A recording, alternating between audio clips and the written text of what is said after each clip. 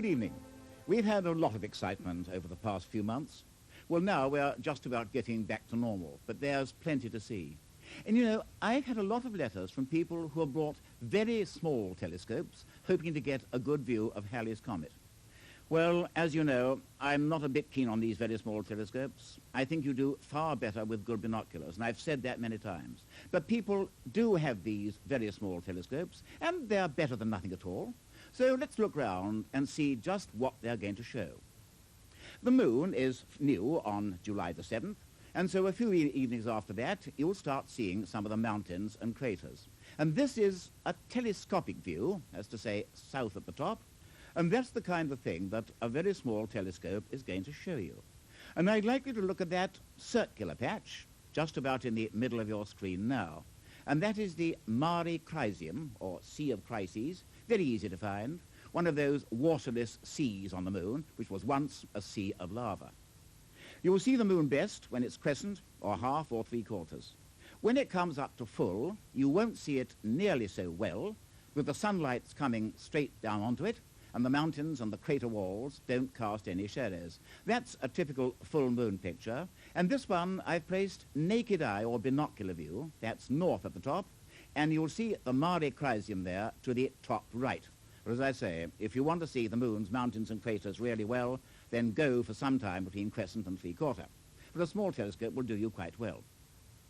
This isn't a bad time for planets, and you can't mistake Venus in the western sky after sunset. That's a picture I took a little while ago, and Venus is so bright you can't mistake it. You can actually find it before the sun sets, only whatever you do, don't sweep about for it with binoculars or a telescope until the sun's actually disappeared. Telescopically, you'll see it as slightly more than half phase. But of course, you won't see any details on it, because, as we know, Venus is surrounded by a dense, cloudy atmosphere, and we can't see through it. Not a very nice kind of world, frankly, because those clouds contain a great deal of sulfuric acid, and I think the prospects of going there are absolutely nil. But at the present moment, the planet Mars is just about at its best. It comes to opposition on July the 10th, and this shows what I mean. By opposition, I mean that the Sun, the Earth, and Mars are more or less lined up with the Earth in the mid-position. That's to say, the Sun and Mars are opposite in the sky, so Mars is highest and due south at midnight. And as you can see from this picture, the path of Mars is very much less circular than that of the Earth. And this year, opposition occurs when Mars is practically at its closest to the Sun. So it's rather less than 40 million miles away, and it can never get very much closer than that. So from this point of view, it's a very good opposition indeed. But to compensate for that, Mars is a long way south in the sky. It's in the constellation of Sagittarius, the Archer. Look for it after dark, rather low down in the southeast. It doesn't rise high, unfortunately, but you'll still be able to recognize it because it's very brilliant indeed. Actually, at the moment, it's more brilliant than any other object in the sky, apart from the Sun and the Moon and Venus. And of course, it's intensely red. Telescopically, you can see markings on its surface. There we have the white polar cap, the ochre deserts, and those dark markings, once thought to be seas, then thought to be vegetation, and now just known to be darker ground. But I'm afraid you will need a telescope of some size to see Mars really well. The other planet in the same general area is, of course, Saturn. And Saturn's very easy to find. It's just above the lovely constellation of Scorpius, the Scorpion. And although Saturn's nothing like so bright as Mars, it is still brighter than most of the stars, rather dull yellowish in color. And through a telescope, you'll be able to see that lovely system of rings. Now, that's a photograph I took with my modest 15-inch reflector some time ago, but it does show the rings as they are now, pretty well wide open. And, you know, I still believe that Saturn is the loveliest object in the sky. You won't actually be able to see the rings with binoculars. You may see there's something just a bit unusual about Saturn's shape, but a telescope will show them, and believe me, Saturn is worth looking at. The other giant planet is Jupiter, and that at the moment is a morning object. It's on the boundary between Pisces and Aquarius, below the square of Pegasus, just about the same part of the sky where Halley's Comet was before Christmas, Only, of course, by now, I'm afraid, we've said goodbye to Halley's Comet. But Jupiter is there, and again, very brilliant indeed, and telescopically, you'll be able to see the dark cloud belts. And that was a sketch I made with a very small telescope, my little 3-inch refractor. And, of course, you'll also be able to see the 4 bright moons, Io, Europa, Ganymede, and Callisto. Then what about the 2 outer giant planets? They're both in the evening sky now. Uranus is actually in Ophiuchus, the serpent-bearer, which comes down across the zodiac between the Scorpion and the Archer. You can just about see it with the naked eye if you know exactly where to look for it, but it does seem very much like a star. But a small telescope will show that it's not a star. It shows a very pale, small disk. And that's a drawing made of it by Paul Doherty, again with my 15-inch telescope. You can see just a bit of detail there, and 2 of the 5 moons known before Voyager 2 made its pass. But when Voyager 2 went past Uranus in January this year, it discovered another 10 moons and sent back pictures like that. Well, that's a close-up view of Uranus, and frankly, it doesn't show very much, because you can't see very much on Uranus, apart from the cloudy features, and in any case, the strange axial tilt means that we're looking almost pole on to the planet. Uranus, in that respect, is unlike any other world in the solar system, and we still don't know why it's tilted in that way.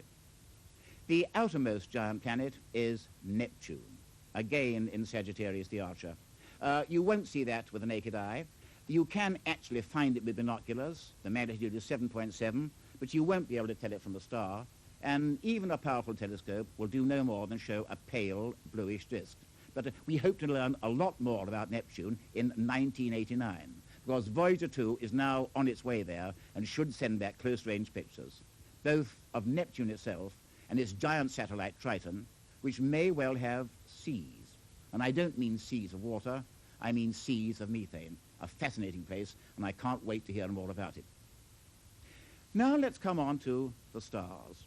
And the evening sky is dominated by what I call the summer triangle, a nickname I gave in a Sky at Night program more than 20 years ago now, and which now everyone seems to use. It's quite unofficial.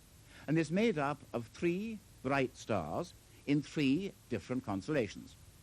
We have Altair in Aquila, the eagle, well above the southern horizon. And you can recognize Altair, which is a white star, because it has a fainter star to either side of it.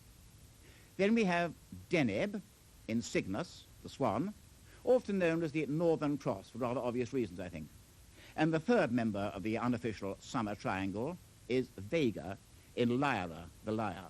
And you can't mistake Vega for 2 reasons. First of all, after dark, it's practically overhead. And it's very bright and very blue. It's very much the bluest of the really bright stars. And Douglas Arnold's just given me a rather lovely picture which shows all the members of the summer triangle. There's Altair down to the bottom, Deneb upper left, and Vega to the right. Now, Vega is the leader and the only bright star in the constellation of Lyra. But there's a very interesting fainter body close to it, and that is Epsilon Lyrae. If you've got very keen eyes, you may notice that there's something odd about it. It's made up of 2 stars almost equal. And if you have a pair of binoculars, you'll see that very well. And there's the binocular view of Epsilon Lyrae. But that's not all. With an adequate telescope, anything I think bigger than a 3-inch refractor or 6-inch reflector, you'll be able to see that each member of Epsilon Lyrae is itself double. And that's a drawing made by Paul Doherty, and you can see the 2 pairs there. Now, those really are physically connected. Both the pairs are going round each other, and they're moving through space in the same direction at the same rate. The other 3 stars you can see there, they're not really connected. They're in the background, so to speak. But Epsilon Lyrae is a wonderful example of a double-double star. And there is Lyra itself, a picture taken with an ordinary telephoto lens, ASA 1000, exposure something like 20 seconds. And Vega, obviously, is the brightest star there, and Epsilon Lyrae is just to the left of it, although on that picture you won't see this double. But below Vega, you can see a kind of quadrilateral of stars, and 2 of those are interesting. They are Beta and Gamma Lyrae. Beta's a curious kind of star. It's what's called an eclipsing binary, and it seems to change in light. Gamma doesn't. Gamma's a perfectly ordinary 3rd magnitude star. But between them, there's one of the most fascinating objects in the sky, Messier 57, known as the Ring Nebula. Well, it's called a planetary nebula, but that, frankly, is a very bad name because it's not a planet and it's not really a nebula. In fact, it's a very old star that's thrown off its outer layers and is now surrounded by a shell of gas. This rather lovely picture was taken by Ron Arbour, and you can see the Ring Nebula very clearly. There it is, right in the middle of the picture, and it really does look rather like a tiny luminous bicycle tire. And you may just be able to see the very faint central star, which has actually blown the ring that you now see. Frankly, you're not going to see the Ring Nebula with binoculars. At least I've never been able to do so. Some people may. But a small telescope will show it as a blur of light, although you do need a telescope of some power to see the ring, and certainly a telescope of considerable power to see the central star. But that photograph does illustrate what can be done by a really skilled amateur with amateur-built equipment. Now let's turn to the second member of the summer triangle, Deneb in Cygnus the Swan. Deneb doesn't look nearly so brilliant as Vega, but it's very much more powerful and very much further away. You would need something like 60,000 suns to make one Deneb, and it's so far away that the light from it, now reaching our eyes, began its journey at the time when the Romans occupied Britain. You can see, can't you, why Cygnus is often called the Northern Cross. But one member of the cross is fainter than the rest and further away from the center. That is Albario, and it more or less lies on the line between Vega and Altair. But Albario makes up for that by being one of the loveliest objects in the sky. It's a colored double star with a golden yellow primary and a blue companion. And they really are associated, and even the blue companion, the fainter of the two, is much more luminous than our sun. I don't think you'll split the star easily with binoculars. You certainly will with a small telescope. The third member of the unofficial summer triangle is Altair in Aquila, the eagle, and Aquila itself is very easy to find. Altair is a white star, only 16 light years away, and therefore one of our nearer stellar neighbors. The Milky Way flows right through Aquila, and the whole constellation is very rich. But down at the bottom of Aquila, where the Milky Way is very rich indeed, there's a lovely open cluster, M11, actually just in the borders of the next-door constellation of the Shield, but very close to Aquila. And with binoculars, you'll see M11 very easily. It's often nicknamed the Wild Duck Cluster, and it is a lovely sight, one of the best open clusters in the entire sky. Very much lower down, we come to the wonderful constellation of the Scorpion with the red leader Antares. And Scorpius, I think, is one of the most magnificent constellations of all. But I'm afraid from here, we never see it to full advantage. It's always rather low down. It's made up of a long line of brightish stars, which really does bear some resemblance, I think, to a Scorpion. And in the sting, we have two bright stars, Shorla and Lesath, side by side. They may look close together. Actually, they're not, because Lesath, the fainter of the two, is much the more powerful and much the further away. But the trouble about the Scorpion is that it does lie a long way south of the celestial equator, and we never have a good view of it. So just let's see where you've got to go to see the Scorpion and its sting properly. First, let's go down to Madrid, and there's the horizon, blacked in at the bottom of the screen, and as you can see, the whole constellation, including the sting, is well above the horizon. Now let's come to my own home village of Selsey in the southernmost part of England, and you lose part of the constellation. You can just about see the sting, so I'm told. I've never been able to do so myself.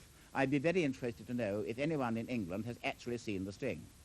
But if you go further north, shall we say to Manchester, you certainly won't see the sting, and even Antares is getting rather low. Come up now to Aberdeen, and Antares barely peaks above the horizon. And then if you go up to Lerwick, I think you'll be very lucky to see Antares at all. And so, in short, if you want to see the Scorpion really well, you've got to go south.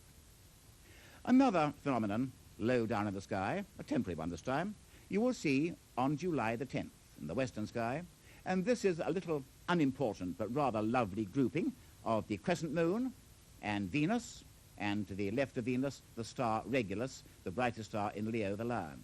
As I say, not in the least important, but it'll be worth watching, and I think amateur photographers may like to take a picture of it.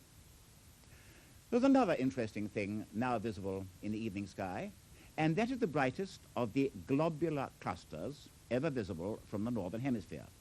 And it's in the constellation of Hercules, the hero, not very far away from Vega. Frankly, Hercules is not a very easy constellation to recognize. There's not much pattern about it. There are no really bright stars, but it does have this one particularly interesting feature, and you'll find it between the two stars Zeta Herculis and Eta Herculis, rather closer to Eta. And if you've got very keen eyes on a moonless night, you may just see the dim, misty parts that marks the globular cluster M13 or Messier 13. Binoculars show it clearly, and if you've got an adequate telescope, it really is a wonderful sight. It's not a loose cluster like the wild duck. It is a globular, a whole system of stars, something like 1 million of them. And these globular clusters lie around the boundaries of our own galaxy, and the globular in Hercules is something like 22,000 light years away.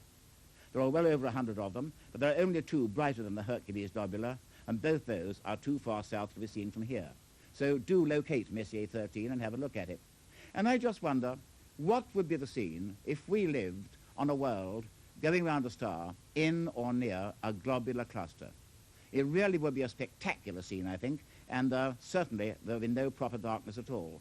But you might not know a great deal about what lay but beyond the confines of your own particular cluster, or at least your own particular galaxy. And the globular clusters are members of our galaxy, even though they lie around the edge of it. But of course, beyond our galaxy, there are many others. And a very interesting thing has just happened in one of them, the galaxy we call Centaurus A.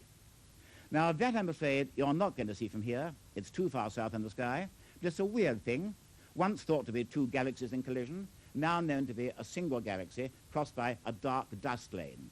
And it's fairly close as galaxies go, about 13 million light years, and it's a very strong radio source. Now, the interesting thing is that on the 4th of May, an Australian amateur astronomer, the Reverend Robert Evans, discovered a supernova, a huge stellar outburst going on inside Centaurus A. And since then, it's been very closely studied by Southern Hemisphere astronomers, and particularly at Cerro Tololo in Chile. And there's a picture of the site, and here are some of the domes at Cerro Tololo. And they've been studying this supernova very closely indeed, because it is of exceptional interest. And here are 2 pictures that Cerro Tololo have sent us. Here's one showing Centaurus A before the supernova, and here is one with the supernova. And you can see what a colossal outburst it must be, something like 15 million times as powerful as our sun, and it marks the death of a star. Well, of course, information about that's coming in all the time, and I'll be able to tell you more next month, because Dr. Paul Murdin is going to join me to tell us more about supernovae in general, and that one in particular. Meanwhile, our new Sky at Night newsletter is ready. If you want it, as usual, send a stamped addressed envelope to Newsletter number 22, The Sky at Night, BBC TV, London W12 8QT, and you'll get your newsletter. And so, until next month, and for our supernova, good night.